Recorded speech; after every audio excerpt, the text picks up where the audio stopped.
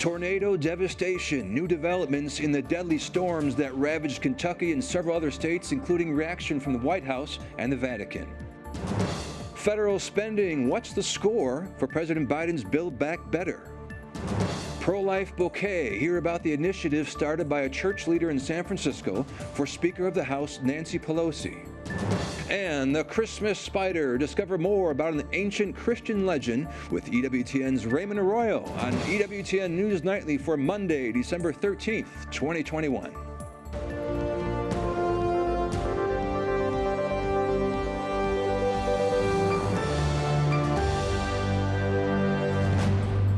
Good evening from Washington, D.C. I'm Owen Jensen, in tonight for Tracy Sable. Lawmakers on Capitol Hill continue arguing over the cost of President Joe Biden's proposed Build Back Better Act.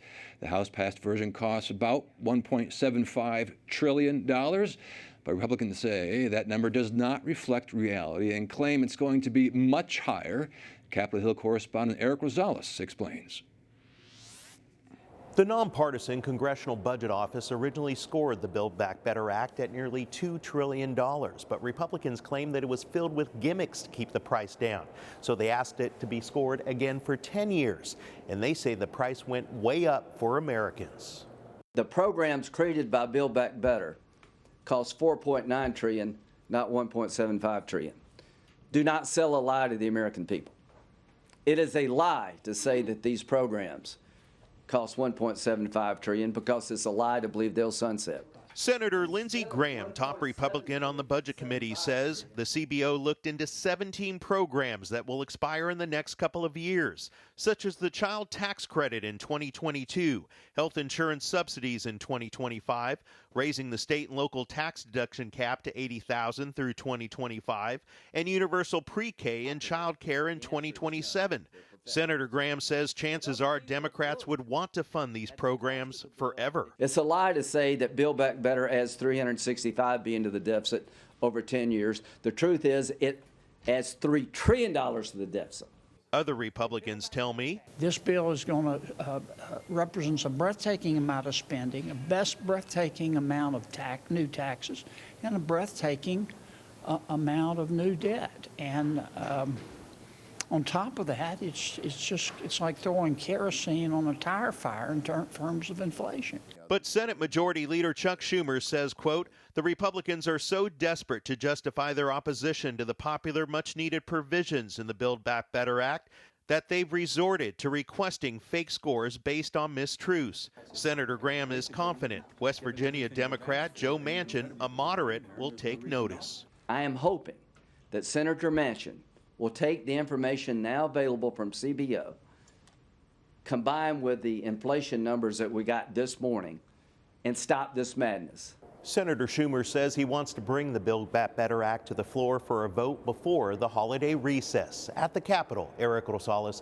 EWTN News Nightly. And joining me now is Chris Bedford, senior editor at the Federalist and co-founder of RightForge.com. Chris, is Build Back Better going to happen, yes or no? I have a steak dinner bet that it's not going to happen with another reporter here in D.C. It's been going for the last couple of months. And here's my reasoning for that, why I made that bet. Is you've seen it really drop out of the news. A lot of the different publications that cover all the going-ons about D.C., like Playbook, have really become rather quiet on this as the Democrats have stopped their PR push. The reason for that is because while originally this was connected to other legislation that they wanted to pass, the progressives were able to load this up with all of the goodies that they wanted. That first part of this deal already passed, and anyone who covers Washington for a long time starts to realize that when someone says, if you do this, then I'll do the other thing later, well, the thing that was supposed to happen later basically never happens. We're coming up against a December deadline, and then at the end of the year deadline, and then after that, they've got the new year, and politicians in D.C. love to say, well, I can't do anything because it's an election year. The problem for the American people is that every other year is an election year. The Republicans are really pushing back on this, not just because of the spending tag, but because of the complete change it's going to make and how the government interacts with American citizens from birth until death. And that's enough to make people like Manchin and Sinema really hesitant on this deal, and it's enough to kill it. Speaking of Manchin, AP News reporting that he has told Democrats to choose their top priorities in the bill and is critical of the fact that many of the measures are temporary, limiting the price tag. Well, many of the things are temporary, but there's no such thing as a temporary government program. We still have people in the country, for example, who came from war-torn areas where they were in trouble 20, 30 years ago. This is the kind of thing that goes on in D.C. Government programs live forever. Ronald Reagan made a lot of great jokes about that. So Madge, it's correct to say that there's going to be a sunset provision, because when you give out something for free, when the government acts like Santa Claus, well, then when people start to come around in 3 years, 5 years and say, all right, this is supposed to end, they end up in this awkward political position of having to take a benefit from someone who's gotten used to it, who likes that. It makes that awkward for them, and no one in D.C. ever wants to make the hard decisions to cut the money, so these programs go on forever. And I'm sure you're aware of this, Build Back Better, and this is a concern for anyone in our audience. The Build Back Better, several faith leaders are very concerned, warning that the bill could put faith-based preschools out of business, basically by forcing them to become federal recipients of money. Here, let me read this paragraph here for you. The bill's provisions attach new, quote, new compliance obligations that would interfere with providers' protected rights under Title VII and Title IX regarding curricula or teaching sex-specific programs such as separate boys or girls schools or classes, and preferences for employing individuals who share the provider's religious beliefs. That's according to the USCCB. Are faith-based schools, preschools, this is for parents for the free 2 and 3, free 2 years of preschool and universal K. Are you concerned about that as well? Are they trying to squeeze faith-based out? This is something that's been a long problem that's been long ignored by the right because people didn't quite realize what was going on. In the 50s, the 60s, the 40s, the 30s, the 70s, there was a vibrant alternative education system in the United States that was put on by Catholic schools. It was paid for by parachutes. It was paid for by parents. It was outside of government, and because of that, they were able to be a much more moral education. That has been squeezed already. For every charter school that opens in this country, a Catholic school goes under because now there's a government-controlled, government-paid-for alternative. It gets people away from the teachers' unions, yes, which some conservatives cheer, but at the end of the day, it hurts the Catholic schools because now there's an alternative that costs no money. When the government now wants to get involved in pre-K and in earlier childhood training for people, that gives a free alternative, but it doesn't. It says it's free, but it comes with all the tendrils of control. That control includes the gender aspects. That control includes a lot of things that are very anti-religion. The only religion allowed in the state schools is anti-religion, atheism, and wokeism. No Christianity allowed. So when you insert that in there, you start to compete with the faith-based schools that are reliant on private donations and individual charity. Then you destroy them. Yeah, and it's buried in the bill. You can go to page, I don't know what it's on, but that thing is so long, and that little sentence in there can change the scope of everything. Let me move on here. We've seen an uptick in vandalism and destruction of religious symbols at the Basilica of the National Shrine of the Immaculate Conception here in D.C. A man, this is terrible, just hammers away at the statue of Mary. And then earlier this year, you wrote about churches across Canada that had been set ablaze. What more can you tell us tonight, or inform us at least, update us on these acts of aggression? There's a horrible act of aggression against Mary, a classic act of iconoclasm, chiseling off her hands, chiseling the nose off of her face, and chiseling off her crown. It's an intentionally anti-Christian action, just like the intentionally anti-Christian actions that we saw in Canada. The government in Canada was basically actively allowing this to happen by saying, well, this crime that happened 100 years ago that's not really a crime that we're actually responsible for. We understand people being mad at Catholics as opposed to the government. That allowed them to get away with some of the blame that they deserved.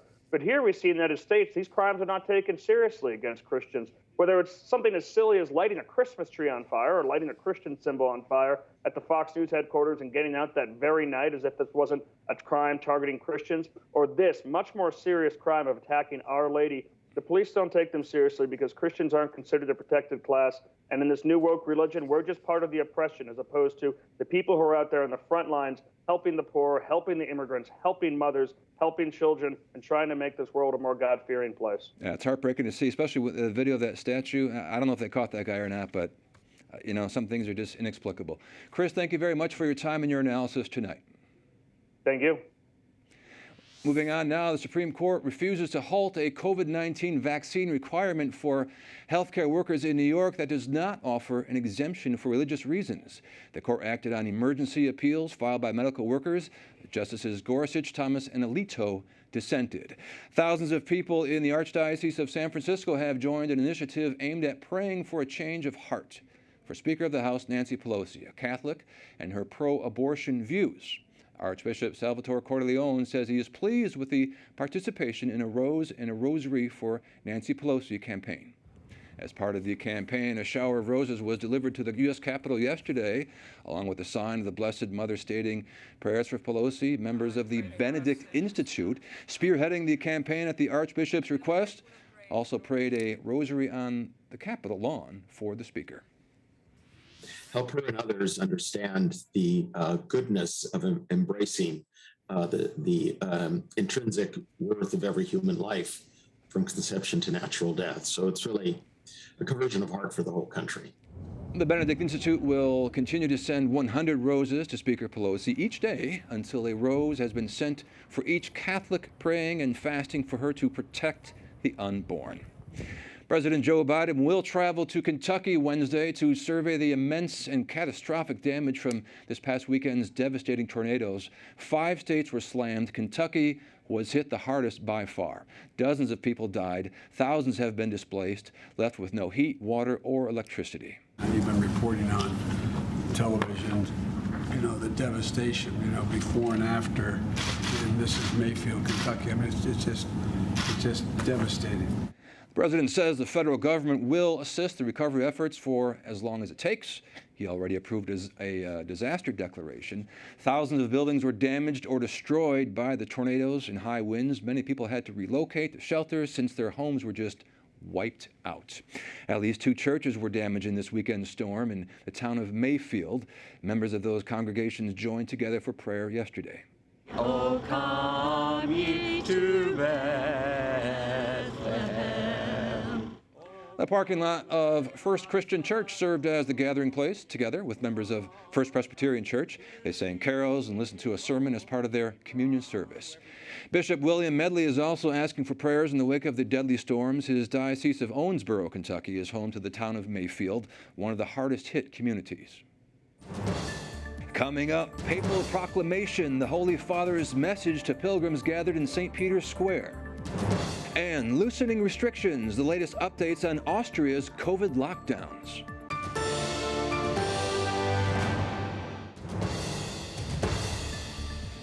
Pope Francis says during Advent, ask what we should do for Jesus and others.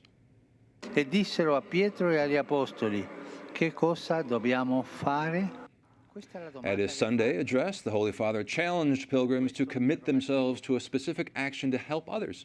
It is one of several things the Holy Father discussed during his address. EWTN News Rome correspondent Colm Flynn joins us now. Colm, great to see you. Now, after those devastating tornadoes here in the U.S., what was the Pope's message? Good evening, Owen. That's right. After those horrific tornadoes ripped through the Midwest United States, killing at least 100 people, Pope Francis took the chance yesterday during his Sunday Angelus address to offer his condolences to Americans who had lost family members, friends, lost their homes, their businesses. He asked the world to pray for them and keep them in their thoughts. He also sent a telegram to Archbishop Jose Gomez, who is the president of the U.S. Conference of Catholic Bishops. And in it, the Pope said that he had offered his heartfelt prayers that Almighty God would grant eternal peace to those who had died, comfort those who mourn their loss, and give strength to all those affected by this immense tragedy. He also sent his gratitude to the rescue workers and healthcare personnel who are responding to this ongoing disaster. Yeah, we have to keep those prayers coming too, because not just the immediate destruction, but now in the coming days, folks are in need of electricity and food and heat and shelter. So thank you very much for everyone's prayers there in Europe. Now, moving on here, I know the Pope asked for prayers for Ukraine too. Very tense situation with Russia on the border. The world keeping a very close eye on whether there will be a breakout of war. What can you tell us about that?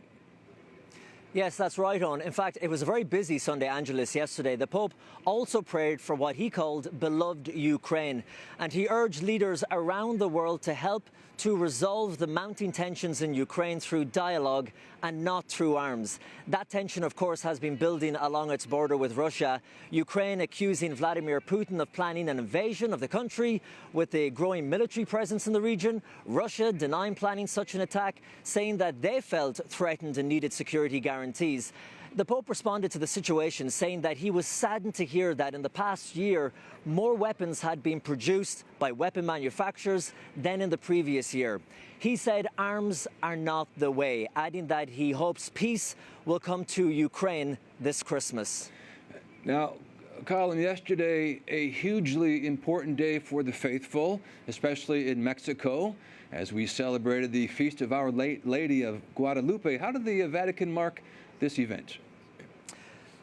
That's right. One of the strongest devotions in the world is that to Our Lady of Guadalupe and St. Juan Diego. And speaking in Spanish, of course, yesterday, Pope Francis greeted the many pilgrims from Latin America who had gathered in a sunny St. Peter's Square, waving a colourful array of national flags. And there was a great atmosphere in the square, an atmosphere of celebration in the air. Many of those pilgrims had arrived earlier to pray the Rosary in honour of Our Lady of Guadalupe, who is the patroness of the Americas. Now, Pope Francis said that the story of Our Lady of Guadalupe and St. Juan Diego should teach us how to always walk together from the peripheries towards the centre and to bring the good news to everyone.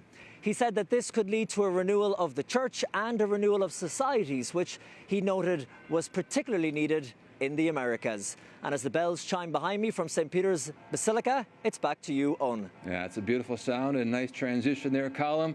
Great to see you, and this is certainly a time of year we can all use some inspiration, right, to carry on Jesus' message. Thank you very much, Colm. Colm Flynn, EWTN News Rome correspondent. Thank you, Owen. In Hong Kong, pro-democracy activist Jimmy Lai will serve more time in prison. Today, a district court there sentenced Lai and several others for their Tiananmen Square vigil back in June 2020. Lai, a Catholic and former media owner, received 13 months in prison, extending time he is already serving. Others received 14 months for gathering in public despite a coronavirus ban. Austria has ended its 3-week lockdown for those who are vaccinated across the country. Public face mask protocols and curfews will continue.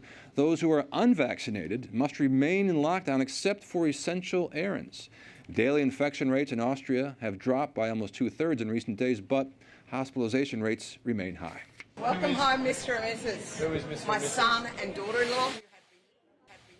Across the globe in Australia, joyous homecomings are celebrated in Queensland with a lifting of coronavirus travel restrictions. One woman welcoming family newlyweds from England, and the Australian opposition leader was also among the first arrivals in Brisbane. Up next, a Christmas story. Hear about Raymond Arroyo's children's book. And Study Break, the unique way students at Catholic University are de-stressing before finals.